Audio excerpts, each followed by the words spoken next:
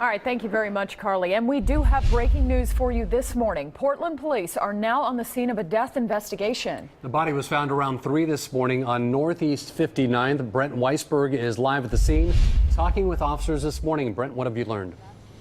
Hey, good morning, you guys. Just had a chance to check in with homicide detectives. They are starting to arrive here at the crime scene. They say it's still too early to say what exactly they have here. They are calling this a death investigation. We can show you this live picture. You can see all the police bureau squad cars right now.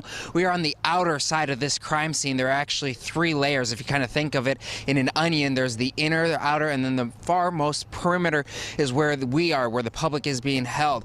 This happened around 3 o'clock. Neighbors found the body of a man slumped over inside a vehicle. That person, according to the neighbors, was bleeding. They called 911. Officers arrived on scene. They found that man from an apparent gunshot wound. He was deceased.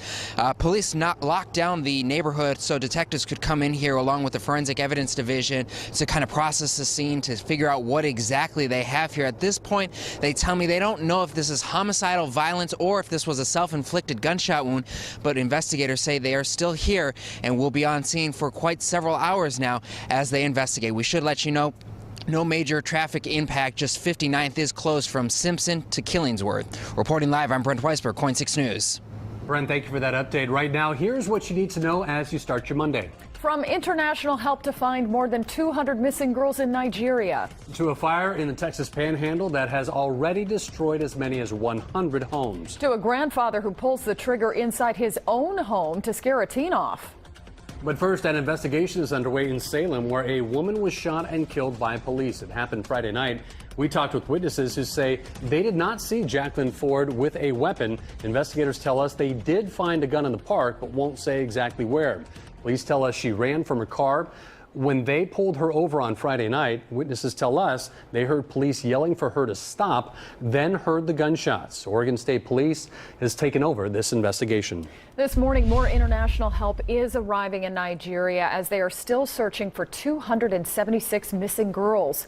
An Islamic militant group kidnapped those girls nearly a month ago from their school. Secretary of Defense Chuck Hagel is saying it'll be hard to find the girls because of the size of the whole country, but the Nigerian government is offering a $300,000 reward for information about their whereabouts. About 1,200 homes are in danger this morning because of this wildfire. It is burning in the Texas Panhandle. The fire started yesterday afternoon, and within hours, 100 homes had been destroyed. Winds gusting up to 50 miles an hour are fueling those flames. Hundreds are out of their homes this morning, taking shelter at schools and churches. A battleground mount is in Clark County Jail this morning. Bill Bicknell faces assault charges as deputies are telling us that he fired his gun in his home early yesterday morning. His daughter tells us, though, he heard people in his granddaughter's room and then wanted them out. She says he fired a couple of rounds to scare the teens, but fortunately no one was hurt. He will be in court nonetheless this morning. Happening later today, a public memorial for a police K-9 killed in the line of duty. We've been telling you about this for a while. You might remember Mick. He died last month during a shootout in southwest Portland. His handler, Officer Jeff Dorn, was shot in the legs but survived. That memorial will begin for you today at 10:30. It's at Hillsborough Stadium. You are welcome to attend. Police would like you to leave your dogs at home, though, unless it is a service dog, so be aware of that. Also today, a ceremony honoring those killed in the line of duty will be held at the Multnomah County Sheriff's Office. The annual event begins at 1 this afternoon at the Multnomah County Sheriff's Office Law Enforcement Memorial. That is on Northeast Gilson Street. There will also be a ceremony this morning at Ernest C. Lowell Memorial at 9 this morning. It honors Deputy Lowell, who was shot and killed by poachers back in 1935. We do have a crime alert near Malala this morning. Police are investigating a possible attempted kidnapping of a 10-year-old girl. The girl says a man was touching himself while hiding in these bushes on Saturday night. She also says that he chased her and even grabbed her foot. She was able to break free, however. Her mother tells us the entire family is shaken up. It hurts. I feel like somebody just kicked me in the gut. You know, and like I said, all we can do is cry because I can't imagine my life without her. And we came very close to losing her. The man is described as a 40 to 50-year-old Hispanic man with a large mustache. He had on jeans, boots, and a dark baseball cap at the time. He might be driving an old red van. It has been seen in that area recently.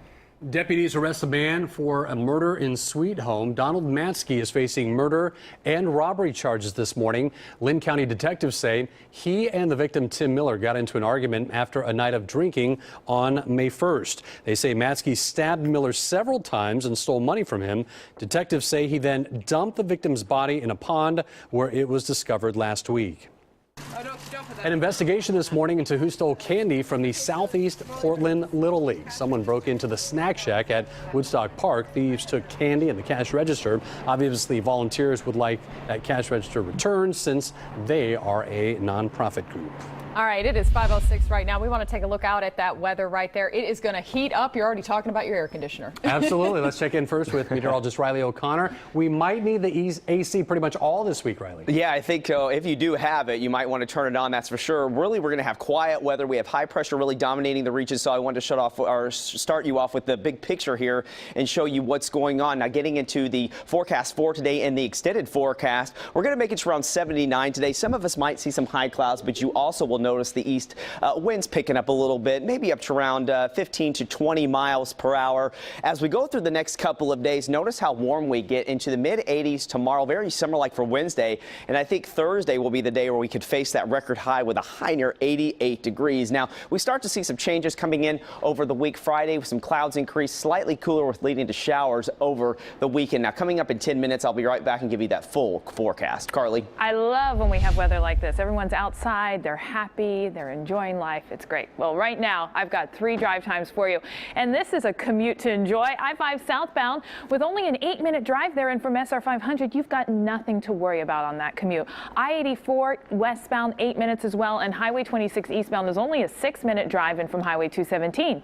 Outside, you can see 26 inside the tunnel. It's nice and quiet right now. Same for I-84 in from 82nd. And check out the drive on I-5 southbound across the Interstate Bridge. No problems there. Now, final paving work happens this week on Bethany Boulevard between Bronson and West Union Road. Crews have extended the hours they will be out there working, so you can expect delays on Bethany between the hours of 9 a.m. and 7 p.m. And in 10 minutes, I've got more, including another construction alert for you. All right, thank you very much, Carly. Something else Carly told us a lot about last week, that Highway 217 ramp. This morning, we're following up on the problems with it from northbound I-5. We have been telling you about a number of wrecks on it lately, and now ODOT is making some temporary changes to that ramp. A new warning sign is up for you, but it's only a temporary solution. ODOT spokesman Don Hamilton is saying you really need to pay attention to the speed limit signs right there. Again, the ramp speed is 35 miles an hour. All right, Blazers fans, let's hope they are running on full charge, because the team has got to win this game tonight or we are totally out of this. That's it. Nothing to play for after this. They don't win it. The Blazers have been dominated by the Spurs up to this point the entire series. Spurs led by as many as 23 points in the first half in Game 3. 4 Blazers scored at least 20 points, but it simply wasn't enough. The Blazers fell 118-103. Tip-off for Game 4 tonight at 7:30 at the Moda Center.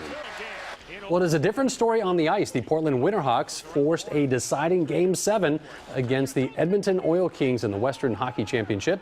The Hawks came back from 3 goals down twice to get the game to overtime. Then Keegan Iverson scored that winning goal last night. It will be busy in the Rose Quarter this evening. Puck drops tonight at 7 for all the marbles at Memorial Coliseum. Gosh, we are just wishing them all the best out there. We even talked a little bit about how great they're doing last week. Awesome.